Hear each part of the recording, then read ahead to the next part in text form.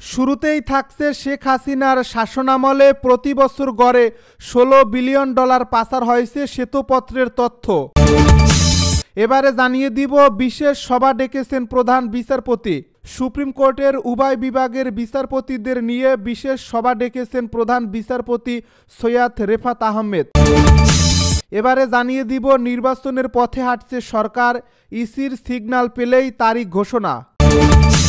এদিকে পুলিশের কাছ থেকে যুবলীগ নেতাকে ছিনিয়ে নিলেন যুবদল নেতা। আরও জানাবো শীঘ্রই দেশে ফিরছেন তারেক রহমান বলে মন্তব্য বিএনপি নেতা মির্জা আব্বাসের। সর্বশেষ জানিয়ে দিব ফ্যাসিবাদের দোসরেরা এখনও বহাল তবিয়তে বলে মন্তব্য নোমানের। শুনছিলেন হাতে পাওয়া গুরুত্বপূর্ণ আপডেট সংবাদের শিরোনাম, এবারে বিস্তারিত। তবে তার আগে অনুরোধ রইল ভিডিওটিতে একটি লাইক দিন এবং কমেন্ট করে জানিয়ে দিন ভিডিও সম্পর্কে আপনার মূল্যবান মতামত। আরও জানিয়ে দিন ভিডিওটি কোথা থেকে দেখছেন বা কোন জেলা থেকে দেখছেন। শেখ হাসিনার শাসনামলে প্রতি বছর গড়ে ১৬ বিলিয়ন ডলার পাচার হয়েছে শ্বেতপত্রের তথ্য। সাবেক প্রধানমন্ত্রী শেখ হাসিনার শাসনামলে গত ১৫ বছরে বাংলাদেশ থেকে প্রতি বছর গড়ে ১৫ থেকে ১৬ বিলিয়ন মার্কিন ডলার অবৈধভাবে পাচার করা হয়েছে।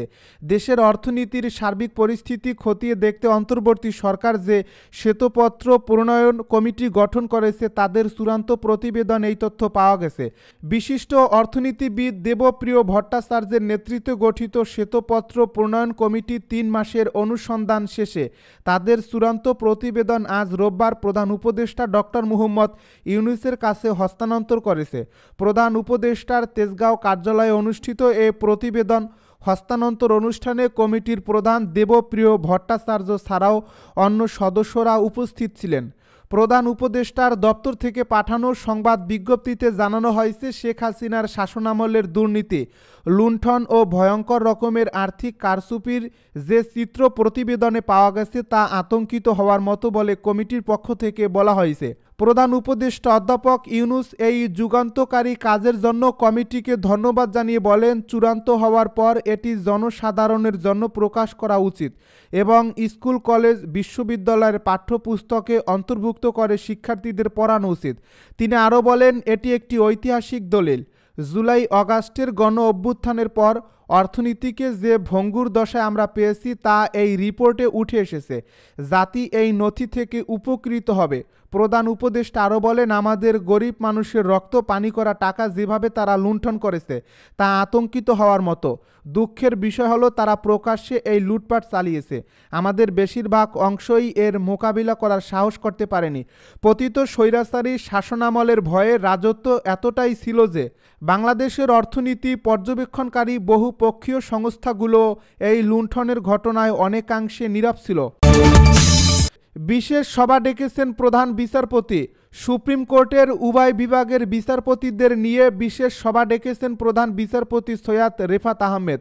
মঙ্গলবার বিকেল ৪টায় সুপ্রিম কোর্টের মূল ভবনের জাজেস লাউঞ্জে এ সভা অনুষ্ঠিত হবে বলে বিজ্ঞপ্তিতে উল্লেখ করা হয়েছিল। সুপ্রিম কোর্টের ডেপুটি রেজিস্ট্রার মোহাম্মদ আতিকুজ সামাদ আজ রবিবার এই বিজ্ঞপ্তি দেন। এতে বলা হয়েছে, আগামী ৩ ডিসেম্বর মঙ্গলবার বিকাল ৪টায় সুপ্রিম কোর্টের উভয় বিভাগের বিচারপতিদের অংশগ্রহণে সুপ্রিম কোর্টের মূল ভবনের ২য় তলায় অবস্থিত জাজেস লাউঞ্জে বিশেষ সভা অনুষ্ঠিত হবে। সাধারণ বিচার বিভাগের বিভিন্ন বিষয় নিয়ে ফুল কোর্ট সভায় সবার সঙ্গে আলোচনা করেন প্রধান বিচারপতি। অনেক সময় জরুরি সিদ্ধান্ত নিতেও এ সভা ডাকা হয়েছে। নির্বাচনের পথে হাঁটছে সরকার, ইসির সিগন্যাল পেলেই তারিখ ঘোষণা।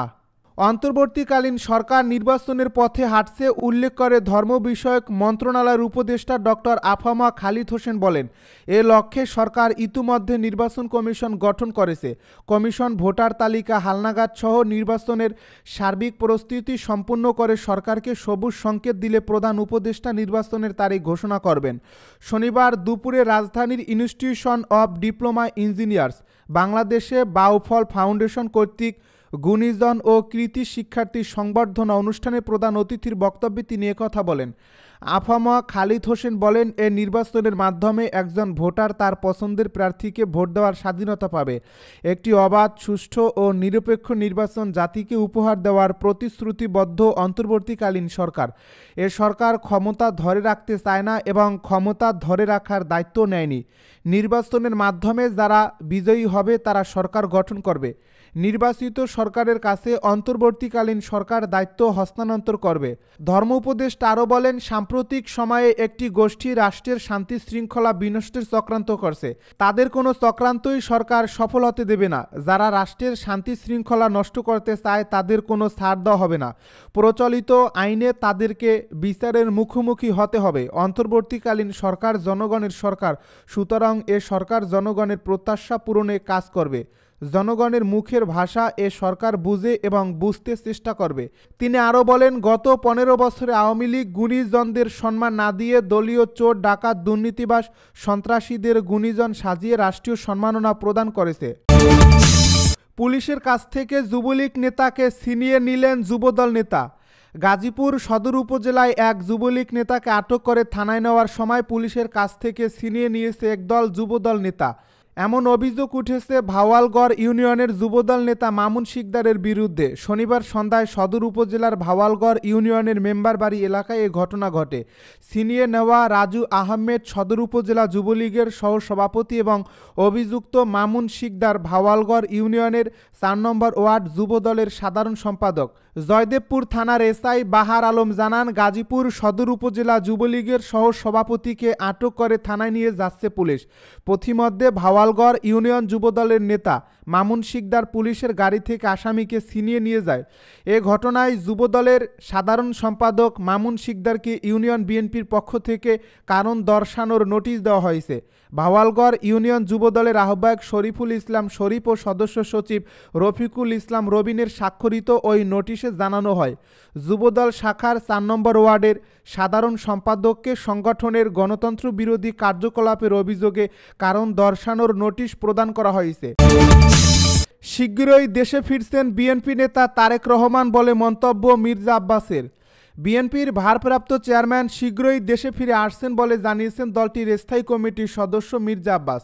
রোববার জাতীয় প্রেস ক্লাবের আব্দুস সালাম হলে স্বাধীনতা ফোরাম আয়োজিত বর্তমান প্রেক্ষাপটে স্বাধীনতা, গণতন্ত্র ও ভোটের অধিকার শীর্ষক আলোচনা সভায় প্রধান অতিথির বক্তব্যে তিনি একথা বলেন। 21 আগস্ট গ্রেনেড হামলার মামলা থেকে সদ্যই খালাস পেয়েছেন তারেক রহমান সহ সব আসামি। এর পরপরই তার দেশে ফিরে আসার ব্যাপারে এমন উক্তি করলেন বিএনপি নেতা মির্জা আব্বাস। বিএনপি নেতা মির্জা আব্বাস বলেন, বিজয়ের প্রথম দিনে আপনাদের একটি সুখবর দিতে চাই। সেই মামলার রায় আজ প্রকাশ পেয়েছে এবং তারেক রহমানকে খালাস দেওয়া হয়েছে। তিনি বলেন, একটি ভুল, মিথ্যা ও সাজানো গল্পের উপর মামলা তৈরি করে সাজা দেওয়া হয়েছিল। 21 আগস্ট গ্রেনেড হামলা ছিল বিদেশি শক্তি দ্বারা একটি পরিকল্পিত হামলা। এই হামলায় কখনোই বিএনপি যুক্ত ছিল না। একটা বিদেশি শক্তি এই অপকর্ম করে দেশনেত্রী বেগম খালেদা জিয়া এবং বিএনপির ভারপ্রাপ্ত চেয়ারম্যান তারেক রহমানকে ফাঁসাতে চেয়েছিল। বিএনপি নেতা মির্জা আব্বাস আরও বলেন, বিগত দিনগুলোতে আমরা ন্যায় বিচার পাইনি। আমাদের ভারপ্রাপ্ত চেয়ারম্যানকে অনেক অত্যাচার সহ্য করতে হয়েছে। তিনি আমাদের মাঝে শুভস্থানতে ফিরে আসবেন খুব তাড়াতাড়ি। এজন্যই আল্লাহ তাআলা তাকে সুস্থ করেছেন এবং খালাস দিয়েছেন। ফ্যাসিবাদের দোসরেরা এখনও বহাল তবিয়তে বলে মন্তব্য নোমানের। বিএনপির ভাইস চেয়ারম্যান সাবেক মন্ত্রী আব্দুল্লাল নোমান বলেছেন, জুলাই বিপ্লবের মাধ্যমে ছাত্র জনতার রক্তের বিনিময়ে ফ্যাসিবাদের অবসান ঘটেছে, কিন্তু বিভিন্ন সাংবিধানিক ও রাষ্ট্রীয় প্রতিষ্ঠানে এখনও ফ্যাসিবাদের দোসররা বহাল তবিয়তে রয়ে গেছে। সরকারের বিভিন্ন সংস্থা ও প্রতিষ্ঠান থেকে ফ্যাসিবাদের প্রেতাত্মাদের চিহ্নিত করে বিচারের আওতায় আনতে পারলে চলমান অস্থিরতা থেকে মুক্তি পাওয়া যাবে। রবিবার নগরীর নাসিমন ভবনস্থ বিএনপি কার্যালয়ের মাঠে চট্টগ্রাম 10 নির্বাচনী এলাকার বিএনপি ও অঙ্গ সংগঠনের কর্মী সমাবেশে প্রধান অতিথির বক্তব্যে তিনি একথা বলেন। পাহাড়তলী থানা বিএনপির সাবেক সভাপতি সাবেক কাউন্সিলর শামসুল আলমের সভাপতিত্বে হালিশহর থানা বিএনপির সভাপতি মোশাররফ হোসেন দীপ্তির সঞ্চালনায় প্রধান বক্তা ছিলেন চট্টগ্রাম সিটি কর্পোরেশনের মেয়র নগর বিএনপির সাবেক সভাপতি ডাক্তার শাহাদাত হোসেন। বক্তব্য রাখেন চট্টগ্রাম মহানগর বিএনপির যুগ্ম আহ্বায়ক অ্যাডভোকেট আব্দুস সত্তার, চট্টগ্রাম বিশ্ববিদ্যালয় শিক্ষক সমিতি সমিতির সাবেক সভাপতি ডক্টর সিদ্দিকুর আহমেদ চৌধুরী, মহানগর বিএনপির যুগ্ম আহ্বায়ক আহমেদুল আলম রাসেল, বিএনপি নেতা এস.এম. আবুল ফয়েজ, বিশিষ্ট শিক্ষাবিদ তরুণ রাজনীতিক সাঈদ আল নোমান তুর্য প্রমুখ।